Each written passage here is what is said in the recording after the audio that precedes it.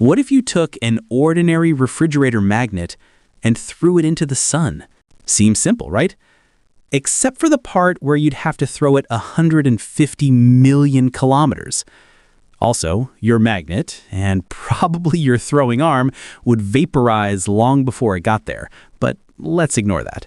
Let's imagine, somehow, it actually makes it to the sun. To get your magnet there, you'd have to do more than just drop it. Earth is moving sideways around the sun at about 30 kilometers per second. If you just let go of the magnet, it won't fall in. It'll orbit the sun forever like a confused space coin. So, you'd have to cancel that sideways motion by giving it a massive reverse boost, something like 11 kilometers per second.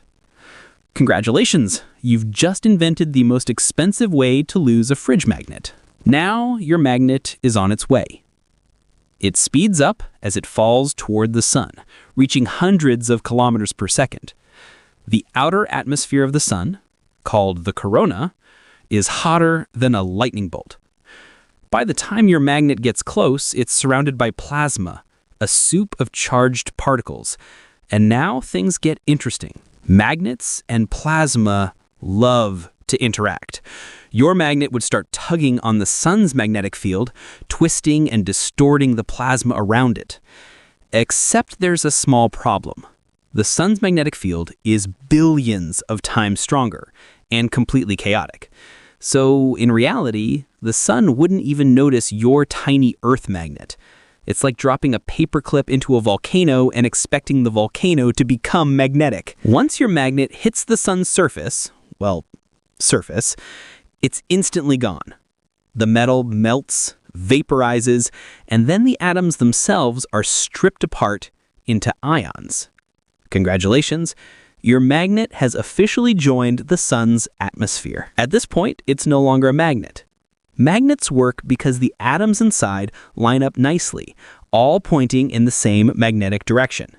But inside the sun, it's so hot that every atom is screaming and flying around in random directions, so your magnet isn't a magnet anymore.